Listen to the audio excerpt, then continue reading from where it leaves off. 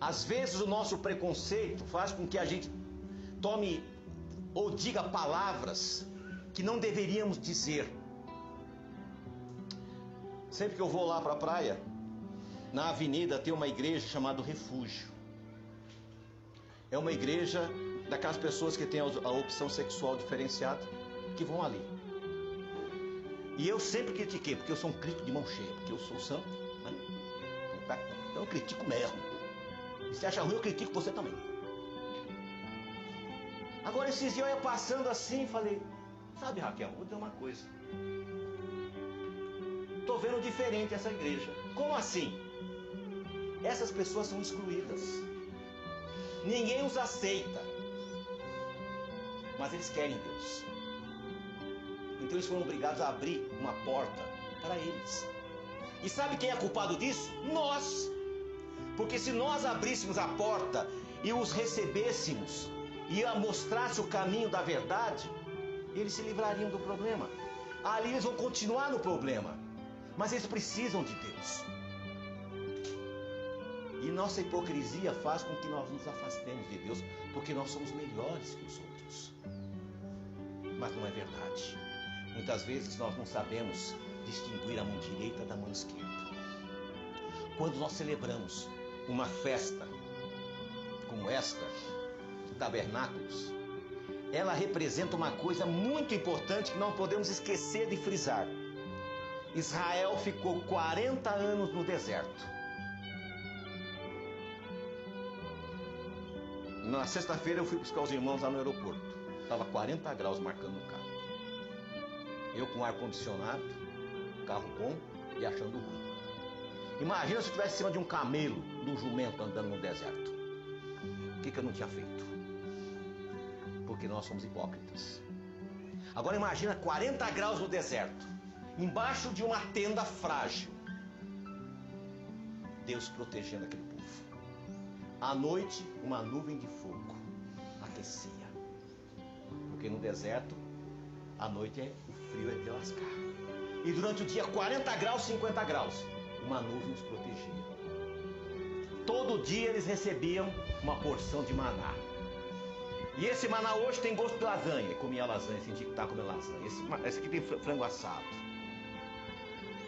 Mas eles queriam comer carne. Tem que ser carne mesmo. Ah, vocês querem carne? Dá carne para eles, comer até morrer. Mesmo assim, Deus protegendo eles, Deus dando água, dando comida, dando tudo. Sabe o que aconteceu com eles? Daqueles cerca de 2 milhões de pessoas, 1.998.000 morreu no deserto. Só entrou 2, e os filhos. Eu espero que isso não seja com a gente aqui. Muitas vezes nós oramos pelos nossos filhos, pela nossa esposa, pelo nosso esposo, pelos nossos pais, e nós não somos atendidos. Sabe por quê? Porque você não ouve a voz de Deus. Se você não ouve a Deus, por que você quer que Deus ouça a sua voz? Já parou para pensar nisso? Se você não escuta a voz de Deus, como você quer que Deus escute a sua voz? Então aprenda a ouvir a voz de Deus. Você vai começar a ouvir Deus falar através do vento, através do silêncio, através daquele momento que você está ali na madrugada, você acorda e não sabe por que perdeu o sono, mas a preocupação não te deixa voltar a dormir. Ali Deus vai falar com você. Vocês precisam aprender a ouvir a voz de Deus e tomar uma decisão. E essa decisão é uma decisão definitiva. Eu quero nascer de novo. Eu quero ser uma nova criatura. Eu quero me purificar de toda imundícia, de todo pecado. Tem pessoas que não precisam fazer nem bariátrica. Ele está tão gordo de pecado que basta ele nascer de novo que ele sai magrinho. Mentira, isso eu não acredito muito. Isso é só ilustração. Então, meus irmãos, nós precisamos tomar um posicionamento diante de Deus. O que eu pretendo fazer da minha vida? Eu quero continuar indo no clube, eu quero servir a Deus verdadeiramente. Porque sabe que tem muitas pessoas que vão no clube, né? Muitas igrejas é um clube de encontro. Então as pessoas vão lá, se encontram, né, canta hino, fala, acontece, aquela coisa, e volta para casa e continua a mesma coisa. Não muda nada. Então você tem que ir aonde você for, mas ser a diferença, fazer a diferença, ser uma pessoa diferenciada. Lá em Mateus 28, nós já estamos finalizando esta parte. Em Mateus 28, no versículo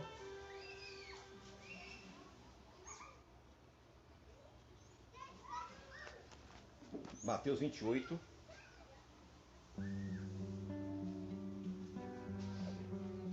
tá aqui. Versículo 19. E Yeshua se aproximou deles e falou-lhes, dizendo: toda a autoridade no céu e na terra foi dada a mim.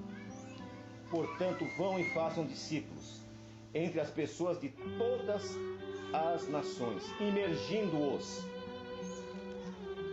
Presta atenção, o tradutor traduziu errado.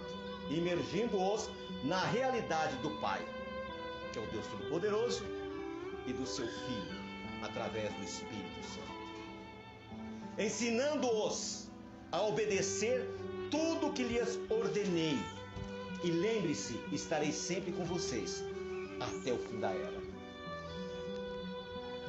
A missão que Deus colocou nas nossas mãos, na minha mão, do Josias, na mão da Evelyn, na mão do Breno, e de todos que estão ali compartilhando o pão, é ensinar tudo aquilo que o Senhor nos ensinou, para que nós sejamos uma nova criatura.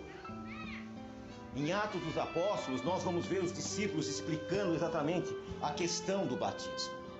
Mas tem uma história muito mais bacana sobre o etíope. O etíope, ele era um judeu praticante. Ele veio numa festa em Jerusalém. E lá na festa em Jerusalém, ele começou a ler sobre o Messias.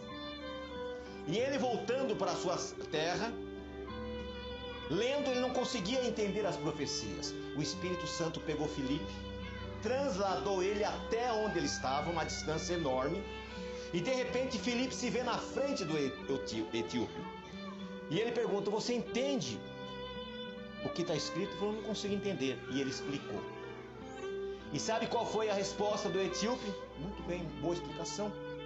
Só que eu já sou judeu, já fiz a circuncisão, já passei no mikve, acabei de passar no mikve agora, antes de entrar no templo. Não foi isso que ele falou. O que me impede de nascer de novo? Olha, tem água ali. Aí o etíope foi lá e Filipe o imergiu. É assim que funciona quando nós tomamos as decisões de estar na presença de Deus.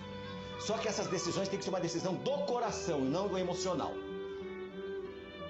Porque também não adianta você tomar uma decisão no emocional e depois sair fazendo coisas que vai te causar mais mal do que bem. O importante é você tomar uma decisão.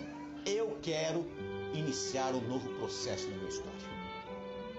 Eu não quero ser mais o mesmo que chegou aqui de manhã. Não quero ser mais o mesmo, eu quero ser diferente. Eu quero receber o Espírito Santo da minha vida. A Bíblia diz que Paulo chegou com os discípulos e Pedro perguntou: vocês já receberam o Espírito Santo? No que vocês foram batizados? Nós passamos do mikve para o arrependimento. Mas não receberam o Espírito Santo. Eles nem ouvi falar que existia, mas já tinham sido batizados. Aí Pedro disse: batize eles de novo em nome de Yeshua. E eles receberam o Espírito Santo. Então muitas vezes nós achamos que já é suficiente aquilo que nós temos. E quando Deus trouxe você aqui, porque você não veio sozinha, nem sozinho. Tá? Você veio porque o Espírito Santo de Deus te trouxe. Você está aqui porque Ele impulgiu o seu coração. Porque você podia estar na tua casa, em qualquer lugar, fazendo qualquer coisa. Mas você veio aqui porque Ele está trabalhando. E a Bíblia diz: se ouvirdes a voz, não endureçai os vossos corações, mas crede. O que nós precisamos é aprender a crer. Se eu não tivesse passado por essa experiência, e também a Raquel não tivesse passado por essa experiência,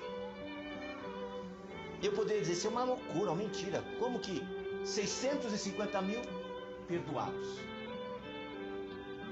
Mas Deus perdoa. Deus paga. Deus cuida. Porque Ele sabe do propósito do nosso coração.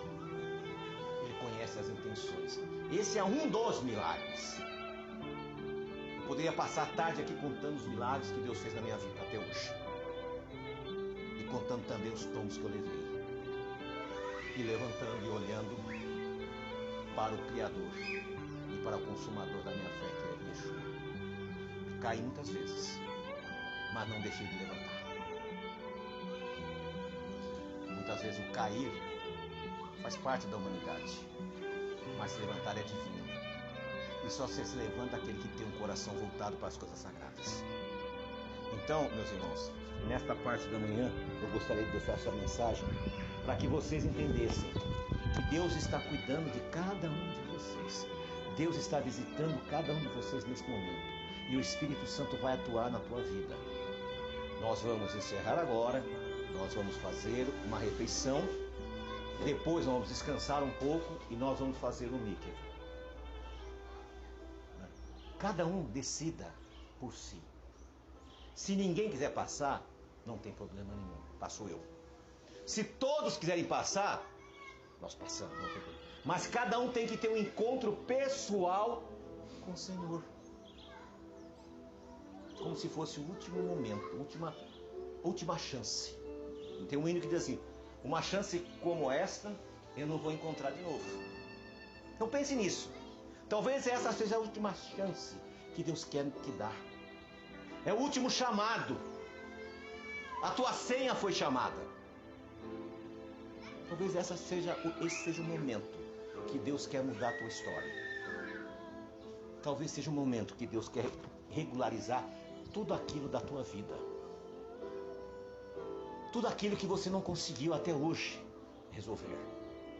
Mas você precisa tomar uma decisão. Só que essa decisão é sua. Eu vou colocar depois numa mesa as batas para o batismo. Quem quiser vai lá e pega. Quem não quiser não pega. Porque eu não tenho nada com isso. Porque eu sou apenas o instrumento. Quem vai fazer a obra é o Espírito Santo. E não tem problema se as pessoas acham que eu não sou muito delicado. E realmente eu não sou, porque eu fui moldado no fogo e no ferro. Deus me chamou para ajudar a salvar as vidas.